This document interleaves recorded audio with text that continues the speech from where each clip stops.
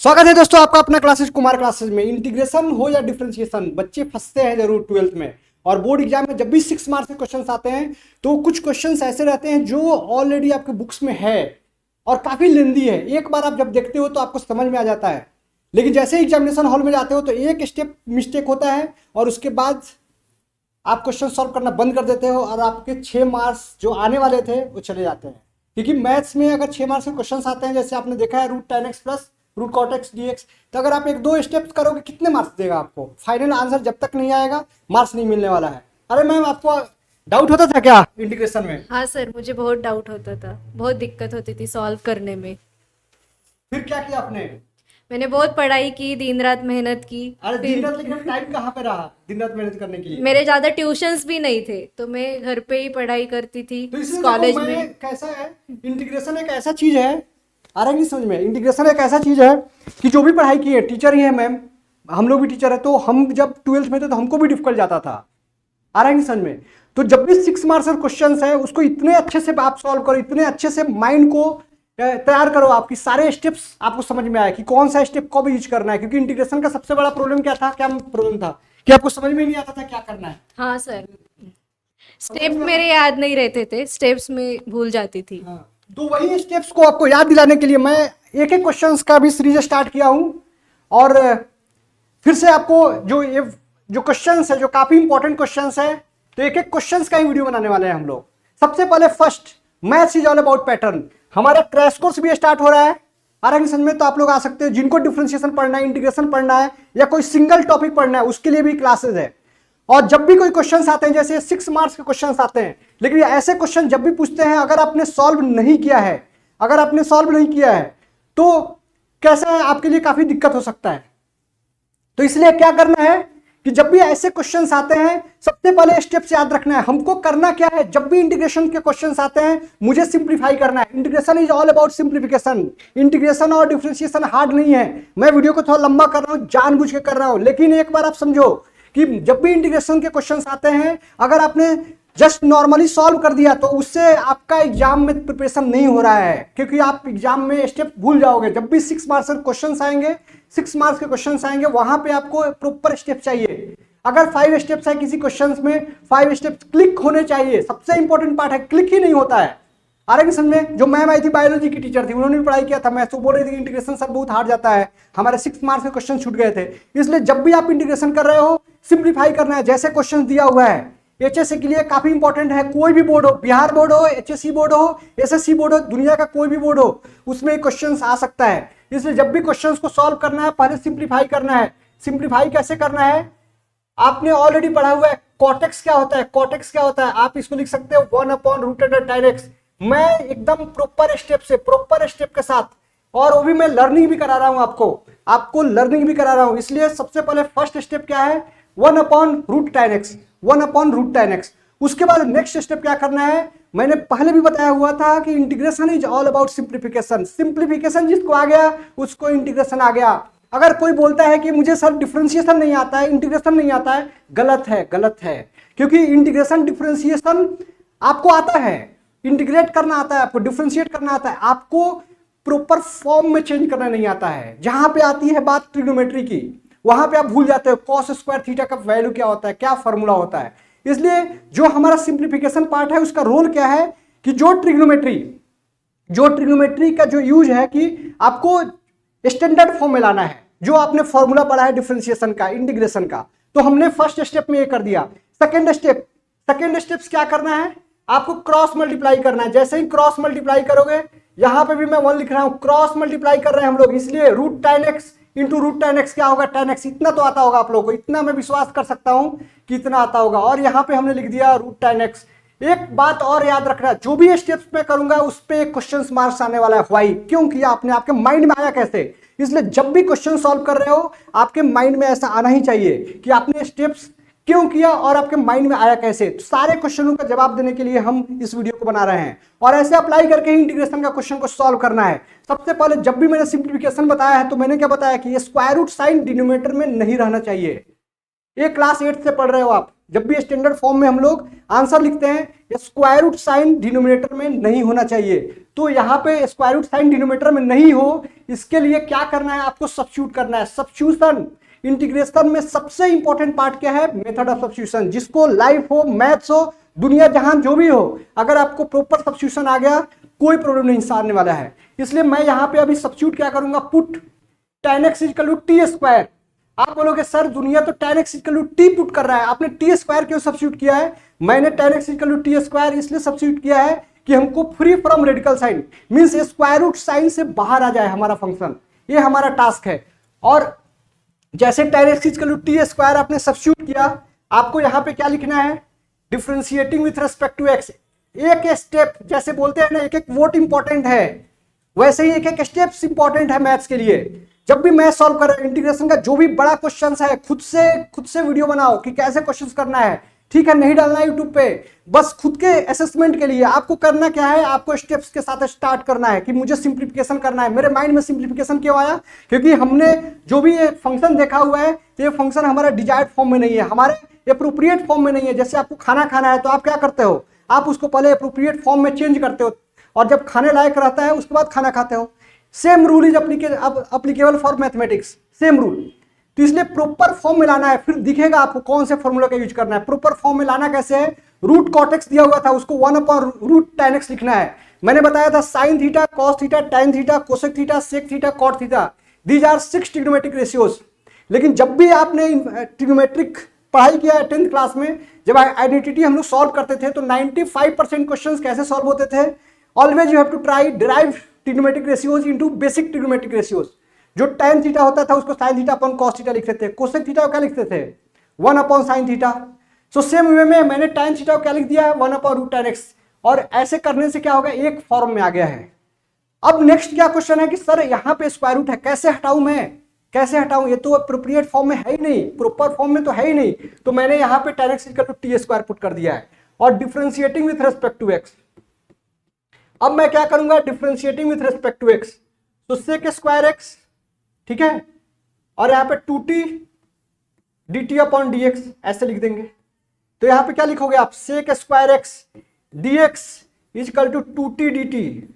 आ रहा कि समझ में, सबसे इंपॉर्टेंट पार्ट है। जब भी ऐसे पढ़ाई कर रहे हो, गाना बहुत सुना होगा अपने, बचपन का प्यार कभी भूल नहीं जाना रे, ऐसे कुछ गाना है। वैसे ही जो भी आपने बचपन में मैथ्स पढ़ा हुआ है आपको भूलना नहीं है, क्योंकि आपने अगर भूल गए तो आपको तकलीफ होने वाला है। इसलिए सबसे इंपॉर्टेंट पार्ट है क्या है, जो क्लास 10th में आपने 3 आइडेंटिटीज पढ़ा था, sine square theta plus cos square theta equal to 1।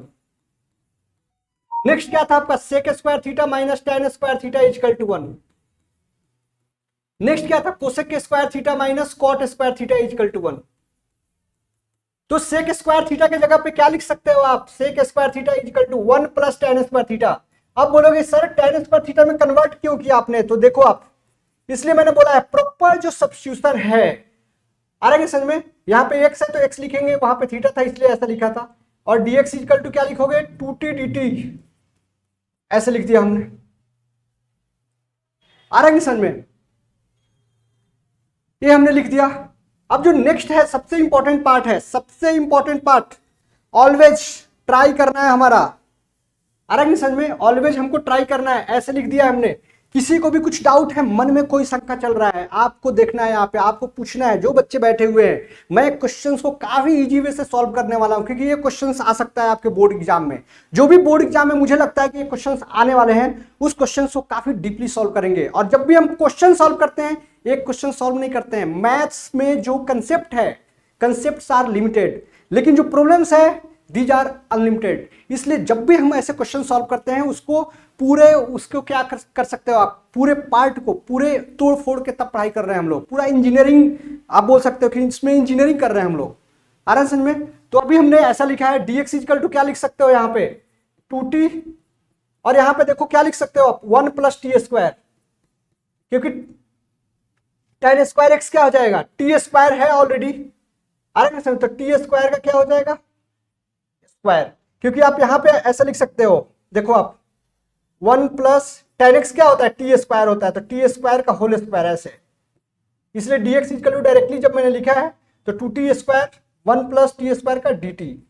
यहां तक किसी को डाउट है तो पूछ सकते हो आप लोग, काफी इंपॉर्टेंट स्टेप है। tan स्क्वायर एक्स गलती से हम लिखते हैं टी स्क्वायर। अगर समझ में नुक्ता के हेर फेर से खुदा जुदा हो जाते हैं, इसलिए कभी भी इंपॉर्टेंट है मैथ्स में एक छोटी सी गलती आपको 0 मार्क्स दिला सकता है। आ रहा है समझ में? और छोटी सी सावधानी आपने बरत लिया तो फुल मार्क्स दिला सकता है। इसलिए मैथ्स में 100 लाना काफी इजी है और फेल करना भी काफी इजी है, ऐसा समझ लो आप। मुश्किल कुछ भी नहीं है मैथ्स में, बस आपको क्या है कंसंट्रेट करना है। इसलिए अभी जो नेक्स्ट है हमारा, यहां पे क्या लिखने वाले हो, tan x क्या था हमारा टी स्क्वायर प्लस 1, और यहां पे क्या लिखोगे आप, टी आ जाएगा। dx इक्वल टू क्या लिखने वाले, 2t 1 प्लस टी का पावर 4 dt। अब जो मैं बता रहा हूं ये 2t से कैंसिल हो गया, 2 को हम लोग बाहर ले लेंगे और टी स्क्वायर प्लस 1 और 1 प्लस टी का पावर 4 dt। 3 मार्क्स के लिए ऐसे क्वेश्चंस भी है आपके बुक में, और एक क्वेश्चन भी काफी इंपॉर्टेंट है। मतलब एक क्वेश्चन कर रहे हैं उसके साथ एक और क्वेश्चंस भी आपको आ सकता है डायरेक्टली इस फॉर्म में, डायरेक्टली इस फॉर्म में आ सकता है। अब कैसे करना है, अगर आपने यहां तक बहुत अच्छे से सीख लिया है, देखो आप एक बार देखना है आपको, आ रहा है समझ में। बोर्ड एग्जाम के लिए काफी इंपॉर्टेंट है, कॉम्पिटिटिव एग्जाम में भी आते हैं, लेकिन क्वेश्चन थोड़ा लेंदी है तो आंसर से याद हो जाते हैं बच्चों को, अगर बार बार आपने किया तो बोर्ड एग्जाम में इतने सॉल्व करने की जरूरत नहीं है। उसमें मैं ट्रिक बताऊंगा कि आंसर कैसे याद रखना है, लेकिन फिलहाल अगर बोर्ड मार्क्स में लाना है आपको फुल मार्क्स, तो आपको सॉल्व करना होगा प्रॉपर स्टेप के साथ। अगर प्रॉपर स्टेप के साथ सॉल्व नहीं किया तो यहां पे तकलीफ हो सकता है। तो अभी हमारा क्वेश्चंस यहां पे अटक गया है, अब इसको कैसे सॉल्व करना है, ऐसे क्वेश्चंस आएंगे तो, क्योंकि अभी हमने जो ट्रिग्नोमेट्रिक फंक्शन था उसको अलजेब्राइक फंक्शन में कन्वर्ट कर दिया है, और ये भी एक क्वेश्चन बन सकता है, और इस क्वेश्चन की जो मार्किंग है वो भी 4 मार्क्स में पूछे जा सकते हैं। तो ये भी काफी इंपॉर्टेंट है, VVI ऐसा कर दो, क्वेश्चन में ही सब क्वेश्चन आ गया, या तो क्वेश्चन ऐसे पूछा जाएगा, नहीं तो ये भी पूछा जा सकता है। अगर ऐसे क्वेश्चन पूछे जाते हैं तो ये कितने मार्क्स के रहेंगे, 6 मार्क्स के, और जब भी ऐसे क्वेश्चन आएंगे एग्जाम में आपके कितने मार्क्स के रहेंगे, 4 मार्क्स के रहेंगे। इसलिए स्टार्ट करते हैं अभी इस क्वेश्चन को सॉल्व करना, क्योंकि ये भी ट्रिकी है। अगर मैंने 2 लिख दिया और T square plus 1 plus T का पावर 4, अगर मैंने सारे कंसेप्ट इसी में पढ़ाना स्टार्ट कर दिया तो वीडियो काफी लंबा हो जाएगा, आप बोर हो जाओगे। लेकिन मैं इससे डरने वाला नहीं हूं, क्योंकि मैं सारे कंसेप्ट एक्सप्लेन करने वाला हूं। आ रहा है समझ में? इसमें डरने की क्या बात है, बोर जो हो जाएंगे उनको 100 मार्क्स नहीं आएगा। आ रहा है समझ में? और जो इंटरेस्ट लेके करेंगे, एक एक क्वेश्चन को सॉल्व करेंगे, उसके साथ घुस के पढ़ाई करेंगे इंटीग्रेशन में, एक लूप होल भी नहीं छोड़ेंगे, उनको फुल मार्क्स आएंगे। तो जब भी 1 प्लस टी का पावर 4 हो, तो हमने क्या पढ़ा हुआ है, मैं आराम से पढ़ा रहा हूं, हमने रेशनल फ्रैक्शन पढ़ा हुआ है। एक होता है हमारा प्रॉपर और एक क्या होता है, इम्प्रॉपर। तो यहां पे क्या होता है, degree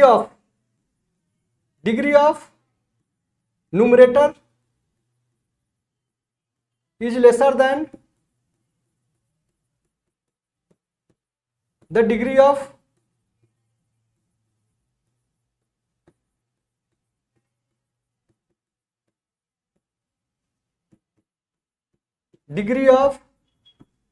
numerator is greater than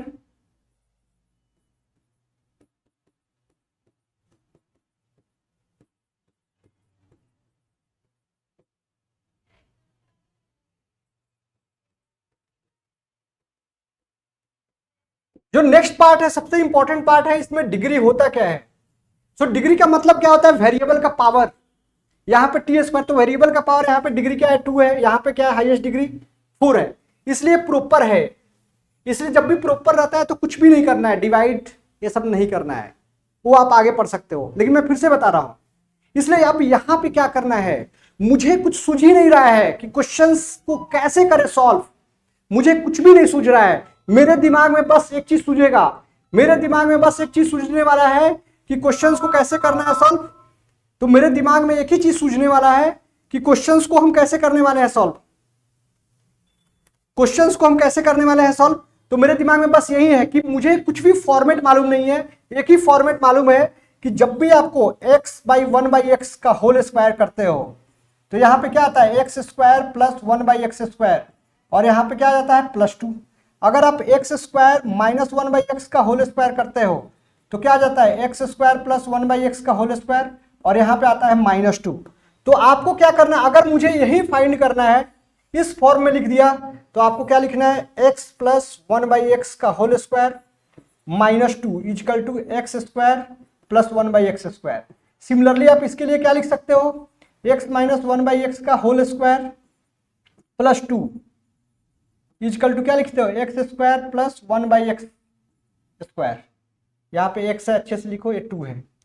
तो यहाँ पे उस फॉर्म में लाने के लिए करना क्या होगा, तो आप जब भी ऐसे क्वेश्चन आते हैं, याद रखना है, जब भी ऐसे क्वेश्चन डिवाइड करना है, t² प्लस 1 डिवाइड कर दो t² से, और यहां भी 1 प्लस टी का पावर 4 डिवाइड कर दो t² से, कोई फर्क नहीं पड़ा। लेकिन हमारे जो इसमें है फर्क पड़ गया, t² को क्या लिखोगे, 1 प्लस 1/t², यहां पे क्या लिखोगे 1/t² प्लस t², और यहां पे dt।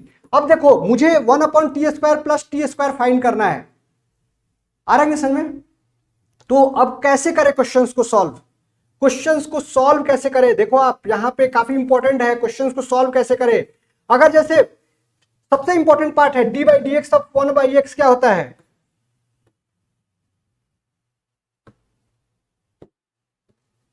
d/dx ऑफ 1/x क्या होता है, -1/x²।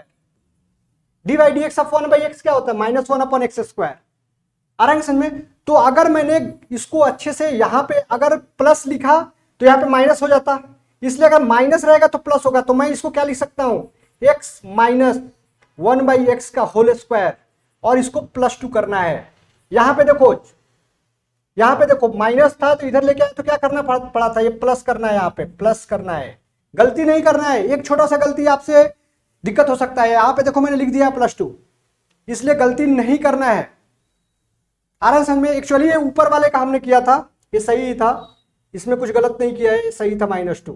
यहाँ पे देखो +2 लिखा हुआ है तो हमने ऐसे लिख दिया। अब यहाँ पे x के फॉर्म में क्यों लिख रहे हैं, हम t के फॉर्म में लिखेंगे, आ रहा है समझ में। यहाँ पे हमको t के फॉर्म में लिखना है, तो यहाँ पे क्या लिखने वाले हैं, t 1/t का होल स्क्वायर और +2। अब देखो हमारा कमाल की बात देखो क्या होने वाला है। अब जैसे ही 1/2 पुट करोगे तो उसका वहां पे दिया हुआ है आंसर। मैं थोड़ा मिनिमाइज कर रहा हूं कि एक ही बोर्ड पे दिखे। यहां पे आप जैसे ही पुट करोगे, put t minus 1/t equal to u, तो क्या लिखोगे 1 plus 1/t² dt equal to du, differentiating with respect to u।